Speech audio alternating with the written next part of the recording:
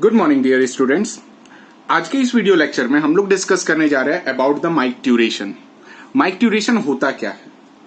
हालांकि जो process of urination होता है उसी चीज का नाम अपन क्या देते हैं बायोलॉजिकल टर्म में? मिक्ट्यूरेशन देते हैं। ये एक्चुअल में स्पाइनल रिफ्लेक्स रेगुलेट करता है higher voluntary centre in brain को।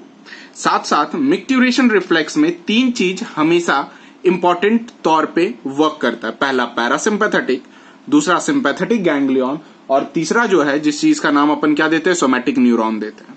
अब जरा समझेंगे मिक्ट्यूरेशंस कैसे करके रेगुलेट करता है और टेक प्लेस करता है। हालांकि हम लोगों ने बात किया था किसके बारे में? एक्सटर्नल और इंटरनल स्पिंक्टर्स के बारे में बात किया था। साथ साथ ये भी जानते हैं कि डेट्रियोसोर्स मसल्स इस यूरिनरी ब्लैडर में प्रेजेंट होते हैं और इस यूरिनरी ब्लैडर के स्मूथ मसल्स पे स्ट्रेच रिसेप्टर्स प्रेजेंट होते हैं।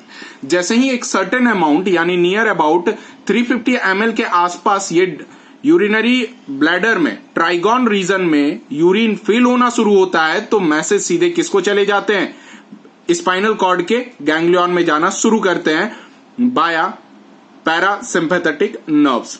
अब क्या है, ये नर्व्स इंपल्स स्टिमुलेट करेगा कॉन्ट्रैक्शंस ऑफ मसल्स। यानी अब क्या है कि स्ट्रेच रिसेप्टर्स जैसे ही सिग्नल भेजा नर्व्स को, स्टिमुलेट क्या करेगा? Contractions of muscles. अब ये क्या करेगा उसी टाइम पे सिंपैथेटिक नर्वस सिस्टम और सिंपैथेटिक गैंग्लियन से जो सिग्नल इंटरनल स्पिंक्टर पर आ रहा होता है ये इस चीज को क्या कर दिया जाता है? ब्लॉक कर दिया जाता है। अब जो सिग्नल ब्लॉक आ रहा था तो इंटरनल स्पिंक्टर्स क्या था? इनवॉलेंट्री नेचर था, क्योंकि अब इस जगह पे 350 ml से प्लस हो गया डेट्रियोसोर्स मसल्स के अंदर। यूरिनरी ब्लैडर के अंदर जो लिक्विड का वॉल्यूम था वो कितना 350 ml से इंक्रीज हुआ, जिस वजह से नर्व इंपल्स गया। सिंपैथेटिक गैंग्लियन से जो सिग्नल इंपल्स इंटरनल स्पिंक्टर पे आ रहा था वो क्या हो गया? डिस्कनेक्ट हो गया। जैसे ये डिस्कनेक्ट हो गया इंटरनल स्पिंक्टर्स क्या हो गया? रिलैक्स हो गया और फाइनली क्या हो गया? ओपन हो गया। लेकिन उसी वक्त पैरासिम्पैथेटिक नर्वस सिस्टम और पैरासिम्पैथेटिक गैंग्लियन से बेसिकली ये सिग्नल इंपल्स किस पे चला गया? एक्सटर्नल स्पिंक्टर पे चला गया। यानी एक्सटर्नल स्पिंक्टर को पैरासिम्पैथेटिक ये कहा कि भाई तू होल्ड करके रख, यानी सिग्नल कंटिन्यूअस आ रहा है और ब्रेन पे कंटिन्यूअस जा रहा है, जिससे कि ब्रेन अलर्ट है। यानी यूरिनल डिस्चार्ज करने के लिए ब्रेन एक टारगेट रीजन आइडेंटिफाई कर रहा है, जिस रीजन पे जैसे ही मिलेगा तब ये नर्व इंपल्स स्टिमुलेट करेगा relaxation of the external urethral sphincter और मसल्स को। साथ साथ उस समय क्या होगा कि पैरासिम्पैथेटिक का जब प्रॉपर लोकेशन मिल जाएगा तब पैरासिम्पैथेटिक न्यूरॉन से जो मैसेज आ रहा होता है एक्सटर्नल स्पिंक्टर पे, इसे भी क्या कर दिया जाएगा? ब्लॉक कर दिया जाएगा, जिस वजह से एक्सटर्नल स्पिंक्टर क्या हो गया? रिलैक्स होगा और फाइनली पूरा यूरिन जो होगा वो एक सेफ पोजीशन पे डिसेंड आउट कर दिया जाएगा फ्रॉम द बॉडी। ये एंटायर इवेंट को अपन क्या कहते हैं? मिक्ट्यूरेशन रिफ्लेक्स कहते हैं। अब बेसिकली हम लोग डिस्कस करते हैं अबाउट द डिसऑर्डर्स। डिसऑर्डर्स में सबसे पहला जो केस है जिस चीज का नाम अपन क्या देते हैं? पॉलीयूरिया देते हैं। क्लियर है बेटा? पॉलीयूरिया का मतलब, पॉली का मतलब हो गया मल्टीपल या फिर मोर। अब अगर formation of urine more than the amount of normal हो जाए तब उस चीज को क्या कहते हैं? पॉलीयूरिया कहते हैं। यानी formation of more than the normal amount of urine is known as polyuria. Next आता है ओलिगोयूरिया। ओलिगोयूरिया का मतलब होता है लेस यूरिन, यानी जो प्रॉपर अमाउंट में यूरिन आना था उससे भी कम हो रहा है, दैट इज ओलिगोयूरिया। एनयूरिया मतलब नो यूरिन फॉर्मेशन। ये इंसान को उस समय हो सकता है जब वो इंसान डायलिसिस पे जिंदा होगा। अभी हम लोग डायलिसिस भी डिस्कस करेंगे। नेक्स्ट आता है फिनाइल कीटोनूरिया, मतलब phenyl ketone bodies in urine. Alkaptonuria, alkapton bodies in urine. और यही अल्कैप्टॉन बॉडीज के वजह से जब यूरिन को आप सनलाइट में एक्सपोज कर दोगे तब यूरिन का कलर कैसा आ जाएगा? ब्लैक आ जाएगा। सो अल्कैप्टोन्यूरिया को ब्लैक यूरिन डिजीज भी कंसिडर करते हैं। Next glycosuria. ग्लाइकोसूरिया मतलब glucose in urine. Haematuria, RBC present in urine. Albuminuria, albumin protein present in urine. Cystinuria, cystine present in urine. ये सब जितने भी हैं बेटा, ये आपको सिंपली याद रखना है कि ये कुछ इस टाइप में वर्क करते हैं, मतलब कोई ना कोई एक अमीनो एसिड्स, आरबीसीज, ये सब यूरिन में प्रेजेंट होता है, वो सारे डिसऑर्डर का नाम कहते हैं। नेक्स्ट आता है दैट इज यूरेमिया। यूरेमिया का मतलब जब एक्सेस यूरिया ब्लड में इंक्रीज हो जाए तब यूरेमिया कहते हैं, और ये उस समय होगा जब हमारा किडनी जो हो चुका होगा, कंप्लीटली फेल हो चुका होगा, तब यूरिया का कंसंट्रेशन हमारे बॉडी में क्या हो गया होगा, एक्सेस हो गया होगा। नेक्स्ट आता है बेटा नेफ्राइटिस। नेफ्राइटिस अगर देखा जाए तो मेनली एक बैक्टीरियल डिजीज है, जिसके वजह से निगेटिव चार्जेस ग्लोमेरुलस वॉल हो जाते हैं और फाइनली डिसिपेट करते हैं। नेफ्राइटिस में क्या होता है कि जो फिल्ट्रेटिंग पोर्स, जिसे अपन पोडोसाइट्स कहते हैं, उसकी डायमीटर ग्रेजुअली इंक्रीज हो जाती है और फाइनली सारा फिल्ट्रेट वहां से निकल जाता है, साथ साथ यूरिन में बहुत सारे चीज प्रेजेंट होने शुरू हो जाते हैं। नेक्स्ट पायूरिया। पायूरिया टर्म जो लिया गया वो पस सेल से लिया गया, यानी occurrence of a pus cells in urine is commonly considered as pyuria. Next है मिल्की यूरिया। मिल्की यूरिया मतलब present of phosphate in urine, उस चीज को मिल्की यूरिया कहते हैं। साथ साथ किडनी स्टोन।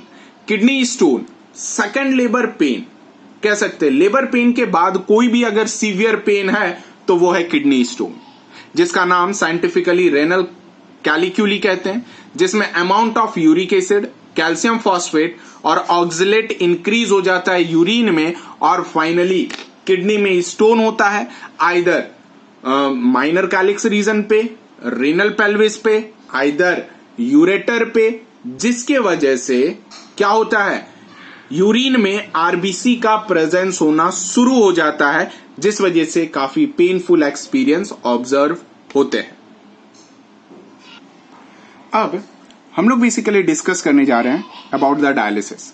डायलिसिस उस समय किया जाता है जिस समय हमारा किडनी नेचुरल तरीके से फेल हो चुका होता है, और डायलिसिस यूनिट को अपन आर्टिफिशियल किडनी के तौर पे क्या कर सकते हैं, कंसिडर करते हैं। अब जरा देखेंगे प्लीज। पहला डायलिसिस जो होता है, जिस चीज को अपन काफी सिंपल डायलिसिस कहते हैं, they are commonly known as the peritoneal dialysis. Peritoneal dialysis में क्या होता है, एक डायलाइसेट या फिर डायलाइजिक सॉल्यूशन अपन एब्डोमिनल कैविटी में by the mean of catheter enter कर देते हैं। इस समय क्या रहता है कि जब ये कैथेटर से एंटर कर दिए डायलाइजिंग सॉल्यूशन को अपने एब्डोमिनल कैविटी रीजन में, सो जितने भी यूरिया वगैरह है वो हमारे बॉडी से नेचुरली एक्सक्रीट आउट हो जाता है by the help of our ingested waste के साथ। ये काफी सिंपल, काफी फास्ट प्रोसेस है जो नियर अबाउट 3 से 4 घंटे के अंदर हो जाती है।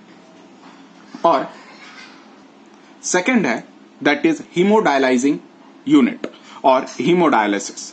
हीमोडायलिसिस में सबसे पहला क्या करते हैं, हम लोग इस्तेमाल करते हैं अपने रेडियल आर्टरीज को। ये रेडियल आर्टरी से हम लोग बेसिकली एक संट डिवाइस डालते हैं, जिससे कि ब्लड हम लोग अंदर की ओर लाते हैं डायलाइजिंग यूनिट में। ये संट एक्चुअल में अटैचमेंट होता है, connection of a patient to the dialyser. इसके वजह से क्या रहा कि जब पेशेंट का ब्लड रेडियल आर्टरी से होता हुआ डायलाइजिंग यूनिट पे आया, तो ये आप देखो, ये डायलाइजिंग यूनिट है। डायलाइजिंग यूनिट के साथ साथ ऐड किया रहता है बबल ट्रैपर। कारण आपको पता होना चाहिए, नेचुरल और एटमॉस्फेरिक O2 अगर ब्लड में प्रेजेंट हो गया तो देन ये कोगुलेशन करवाने के पीछे काम करेगा। अब जब ये ब्लड एंटर करता है तो इस जगह पर बेसिकली डायलाइजिंग सॉल्यूशन मिलाए जाते हैं और कांस्टेंट टेम्परेचर मेंटेन किया जाता है ताकि वो बॉडी टेम्परेचर पे ये हो सके। अब जब ये कंटिन्यूअस डायलाइजिंग सॉल्यूशन एक कांस्टेंट टेम्परेचर बाद से मिलाए जाते हैं तो इसके अंदर प्रेजेंट होता है सेलोफेन ट्यूब। ये जो ब्लैक कलर का आप देख रहे हो ये एक्चुअल में सेलोफेन ट्यूब है। ये सेलोफेन ट्यूब क्या करता है कि ये परमिएबल होता है सिर्फ एक ही चीज से, जिसका नाम है यूरिया और यूरिक एसिड। बाकी सारी चीजों से ये इम्परमिएबल होता है। जैसे जैसे ब्लड इधर मूव करता जाता है, डायलाइजिंग सॉल्यूशन एक कांस्टेंट टेम्परेचर बाद से होता हुआ ये क्या करता है, डायलाइसेट यूनिट से बाहर आता है और जो यूज्ड डायलाइजिंग सॉल्यूशन होता है इसमें यूरिया और यूरिक एसिड का कंसंट्रेशन बढ़ जाता है और इंक्रीज हो जाता है, जिसके वजह से जो फ्रेश ब्लड रहा, यानी जिस ब्लड में यूरेमिया कम था और जिस ब्लड में यूरिया और यूरिक एसिड कम था, वो ब्लड फर्दर आगे चल करके बबल ट्रैपर और बबल ट्रैपर से फिर से क्या कर दिया जाता है, बॉडी में एंटर कर दिया जाता है। ये भी तकरीबन 5 से 6 घंटे की प्रोसेस है। और इस जगह पे याद रखिएगा 2 केस। पहला, कुछ बुक्स में आपको दिखेगा जैसे ही ब्लड इन किया गया यहां पर हिपेरिन मिलाया गया, क्योंकि हिपेरिन एंटी कोगुलेटिंग एजेंट है। साथ साथ जब बबल ट्रैपर होता है इसी जगह पर एंटी हिपेरिन मिलाया जाता है ताकि ये हिपेरिन को न्यूट्रलाइज कर सके। साथ साथ जब भी डायलिसिस हो जाता है जिस पेशेंट का, उसके बाद उसे एक इंजेक्शन लगाया जाता है। उस इंजेक्शन का नाम होता है एरिथ्रोपोइटिक इंजेक्शन, जो कि बॉडी में आरबीसी का फॉर्मेशन को प्रमोट करता है। अब बात करते हैं हम लोग किडनी ट्रांसप्लांट के बारे में। किडनी ट्रांसप्लांट एक्चुअल में उस समय होगा जब कंप्लीट रीनल फेल्यूर होगा, यानी रीनल और किडनी कंप्लीटली फेल हो चुकी होगी।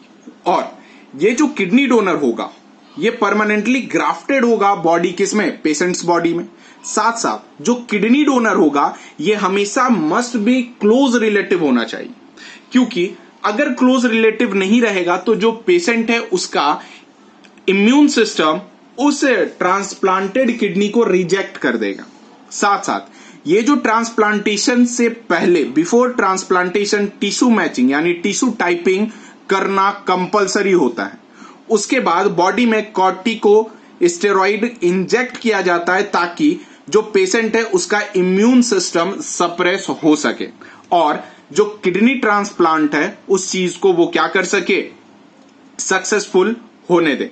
अगर ऐसा नहीं होता है तब वो इम्यून सिस्टम जो पेशेंट के अंदर है वो उस फॉरेन किडनी को फॉरेन पार्टिकल समझ करके डिस्ट्रॉय कर देता है और डैमेज कर देता है, जिस वजह से kidney transplant most of the cases में वो क्या होता है, अनसक्सेसफुल कंसिडर्ड हो जाता है।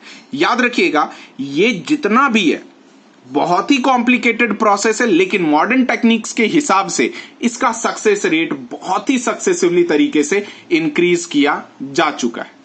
सो उम्मीद है कि आज हम लोग बहुत ही अच्छे तरीके से इस लेक्चर को खत्म किए। साथ साथ जो भी क्वेश्चंस बचे हुए हैं आपसे रिक्वेस्ट है कि उस क्वेश्चंस का कमेंट बॉक्स में आंसर दें और मैं नेक्स्ट वीडियो में उस कमेंट बॉक्स के जो भी क्वेश्चंस और क्वेरीज रहेंगे उसे डिस्कस कर दूंगा। सो यहीं तक हमारा रहा excretory product and their eliminations. अब हम लोग न्यू चैप्टर के टुवर्ड अपने नेक्स्ट लेक्चर वीडियो में फॉरवर्ड होंगे। So stay safe, stay healthy and thank you for watching.